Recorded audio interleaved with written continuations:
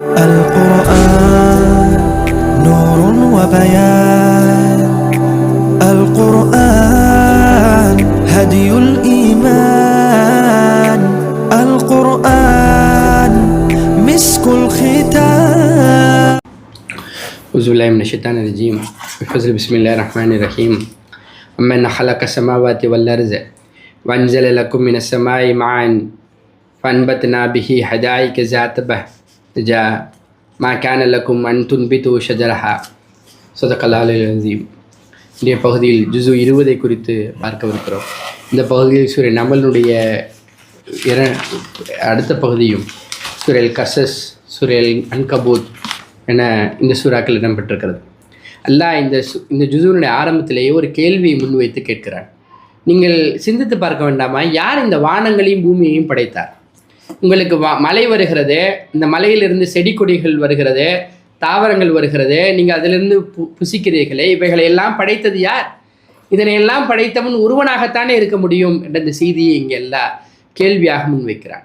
இந்த பூமியை பாருங்கள், இந்த பூமி இப்படி நிலையானதாக, ஆக்சுவலி இது பார்த்தா 23 டிகிரி டில்ட் பண்ணி வச்சுருக்கான்ல. இந்த 23 டிகிரியில் கொஞ்சம் ஒரு 1 டிகிரி முன்னாடியோ பின்னாடியோ போயிருந்தால் இந்த பூமி இந்த நிலையானதாக இருக்காது என அறிவியலாளர்கள் சொல்கிறார்கள். இதனை வைத்தது யார்? இதனை வைத்ததற்கு பின்னால் இருக்கக்கூடிய இந்த சூட்சமம் என்ன? இந்த பூமியில் இருக்கக்கூடிய இந்த நதிகளை பாருங்கள், இந்த மலைகளை பாருங்கள், இந்த மலைகளின் ஊடாக ஏற்படுத்தியிருக்கிற அந்த பாதைகளை பாருங்கள். இவைகளெல்லாம் ஓர் இறைவன் தான் படைத்திருக்க முடியும் என உங்களுக்கு தோணவில்லையா? அதனையும் காட்டிலும் ஒரு மிக முக்கியமான செய்தி இங்கே எல்லாம் அம்மை யுஜீபு முஸ்தர்ரா. நீங்கள் ஆழ்ந்த சிரமத்தில் இருந்தால் யாரை நீங்கள் அழைக்கிறீர்கள்? பல தெய்வங்கள் அழைக்கிறீர்களா, ஒருவனை அழைக்கிறீர்களா? அவன் தானே உங்களுக்கு உங்களுடைய கெட்ட நேரங்களிலிருந்து, மிக கஷ்டமான நேரங்களிலிருந்து உங்களை பாதுகாக்கிறான். அவன் தானே உங்களை பூமிக்கு வாரிசுகளாக ஆக்கினான். சுழன்று வரக்கூடிய காற்றுகளை பாருங்கள் என அல்லாஹ் தன்னுடைய அடுக்கடுக்கான தன்னுடைய கேள்விகளை முன்வைத்து விட்டு அம்மை எப்தவுல் ஹல்க சுமை யுய்துஹு, யார் முதல் முறையில் படைத்தானோ அவன் மீண்டும் படைப்பதற்கு அவன் சக்தி பட்டிருக்கிறான். அவனின் புறத்திலிருந்து தான் உங்களுக்கு ரிசக் வருகிறது என்ற அந்த செய்தியை இங்கே எல்லாம் இங்கே முன்வைக்கிறான். இங்கே அடுத்ததா இங்கே மறுமையை மறுத்து பேசுபவர்களுக்கான சில பதிலடிகளை இங்கே எல்லாம் சொல்கிறான். இசா குன்னா துராமன், எங்களுடைய முன்னோர்களும் சரி நாங்களும் சரி இறந்தவர்கள் எல்லாம் உயிர்ப்பிக்கப்படுவோமா என கேட்டால் நிச்சயம் உயிர்ப்பிக்கப்படுவீர்கள். இன்ன ஹாதல் குரானிய குசு அலா பனி இஸ்ராயில், பனி இஸ்ராயல்களுக்கு இந்த குரான் எதற்கு இறக்கி வரப்பட்டிருக்கிறது? அவர்கள் எதிலெல்லாம் கருத்து வேறுபாடு கொண்டிருக்கிறார்களோ அதிலெல்லாம் அவர்களுக்கு தெளிவு தருவதற்காக நீங்கள் எல்லாம் பேசுகிறான். ஒமா அன்த பிஹாதில் உம்மி, இங்கே தூதரை நோக்கி ஒரு செய்தி சொல்லப்படுகிறது. யார் தங்களுடைய செவிகளை கொடுத்து இந்த செய்திகளை கேட்கவில்லையோ அவர்களுக்கு நீங்கள் ஹிதாயத் வாங்கி தருவதற்கு வாய்ப்புகள் இல்லை என இந்த செய்தியும், அல்லை மறுமை நாளில் அல்லாஹ் ஒரு உயிர் பிராணியை வெளியேற்றுவான், அது மக்களிடம் பேசக்கூடியதாக இருக்கும் என அந்த செய்தியை இங்கே எல்லாம் பதிவு செய்கிறான். மறுமையினுடைய காட்சி, அல்லை மறுமை நாளில் அவர்கள் நிலைத்து கொள்வார்கள். இந்த மலைகள் எல்லாம் சுக்குநூறாக அவர்கள் ஆக்கப்பட்டிருக்கும் என்ற அந்த செய்தியை இங்கே எல்லாம் பேசி மறுமை இங்கே தூதருக்கான பணி என்ன? இன்னமா நான் மினல் முன்சரீன், அவர் வெறும் எச்சரிக்கையாளருக்கான அந்த பணியை செய்வதற்குத்தான் தூதர் அனுப்பப்பட்டிருக்கிறார் என்ற அந்த செய்தியுடன் சூரிய நம்மில் நிறைவு பெறுகிறது.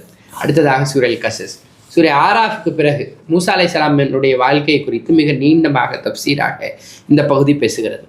இங்கே 4 செய்திகளை நீங்கள் பார்க்கலாம். மூசா அலைஹிஸ்ஸலாம் எதிர்கொண்ட ஃபிரௌன் செய்த 4 அட்டூழியங்களை குறித்து பார்க்கிறான். முதல் செய்தி, அவன் அலைன் ஃபில்லர்ஸ், அவன் பூமியில் பலவந்தப்படுத்துபவனாக இருந்தான். மிகுந்த எல்லா பவரும் அவனிடம் இருந்தவனாக அவன் இருந்தான் அந்த செய்தியும்.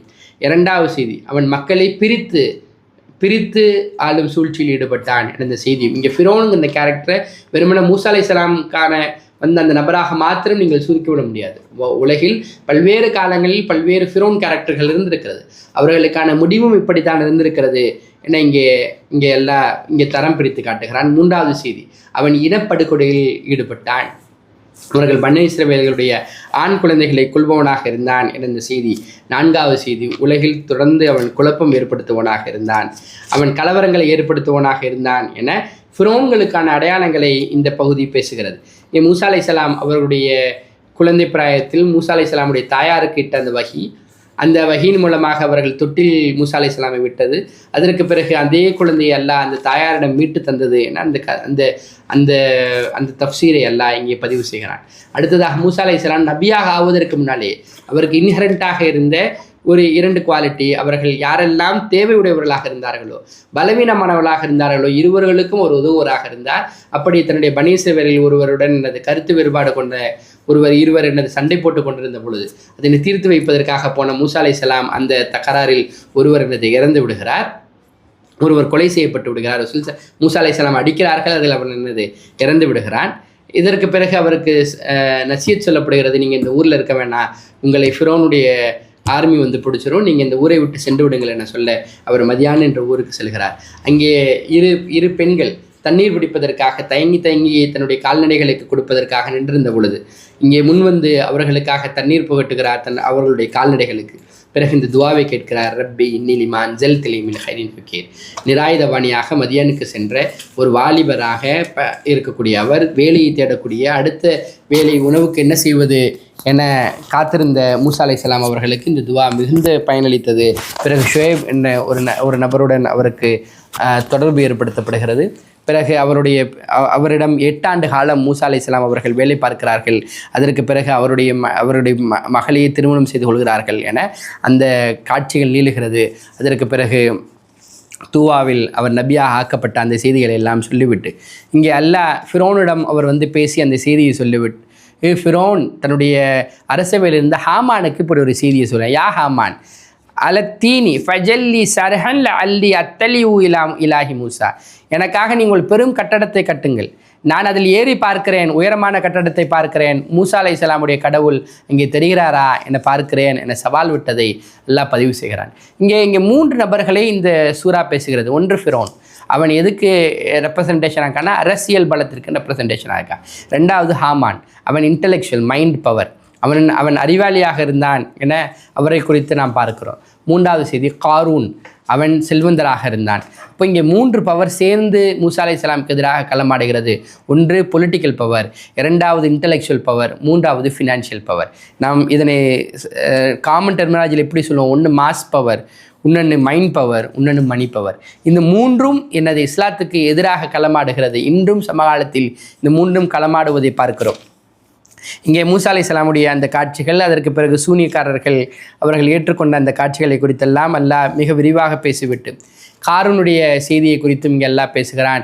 காரூன் தன்னுடைய படைபலத்துடன் வெளியே வரும் பொழுது மக்கள் இவனைப் போல நமக்கு வாழ்க்கை ஏற்பட்டிருக்க வேண்டுமே என அவர்கள் ஆசைப்பட்டார்கள். ஆனால் இறுதியில் காரூன் அளிக்கப்பட்ட அந்த செய்தியை பார்த்துவிட்டு மக்கள் எங்களுக்கு இது போல கொடுக்காமல் இருந்தது சிறந்ததாக இருக்கிறது என பேசி அந்த வரலாற்றை எல்லாம் பதிவு செய்துவிட்டு இறுதியாக தூதரை நோக்கி எல்லாம் சொல்கிறான், இன்னல்லஜி ஃபரஜா அலைக்கல் குரான், நிச்சயமாக இந்த குரான் உங்கள் மீது ஃபரஜாக்கி இருக்கிறது, லராது கைலாமாத், உங்களை நிச்சயம் அல்லாஹ் திரும்ப கொண்டு வருவான், உங்களுடைய பணி நிச்சயம் நிறைவேறும் என ஆருடம் இங்கே சொல்லப்படுகிறது.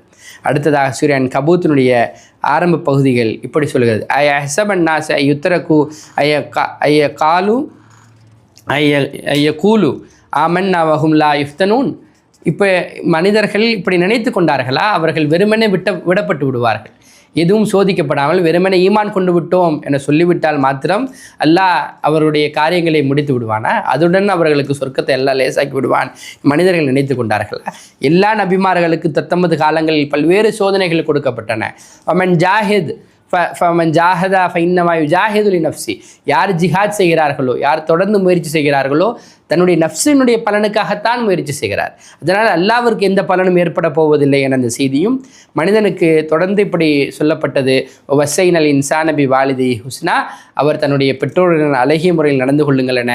அதே பெற்றோர் உங்களை ஷிர்க் செய்யும்படி தூண்டினால் பிறகு ஃபலா துத்தீஹுமா, அவர்களுக்கு நீங்கள் கீழ்ப்படியாதீர்கள் என்ற அந்த கட்டளை இங்கே பிறப்பிக்கப்படுகிறது. அடுத்ததாக நூஹ் அலைஹிஸ்ஸலாம் 950 ஆண்டு காலம் தன்னுடைய மக்களிடம் பிரச்சாரம் செய்தார். இப்ராஹிம் அலைஹிஸ்ஸலாம் செய்தார்கள், அவர்களுக்கும் சோதனைகள் கொடுக்கப்பட்டது என அல்லாஹ் அவர்களுடைய சோதனை குறித்து பேசுகிறான். நீங்கள் பூமியில் சுற்றி திரிந்து பாருங்கள், இங்கே நிராகரித்தவர்களுக்கான இறுதி முடிவு எவ்வாறு இருந்தது என நீங்கள் பாருங்கள். இப்ராஹிம் அலைஹிஸ்ஸலாமுக்கு எதிராக இந்த ஊர் திரண்டது.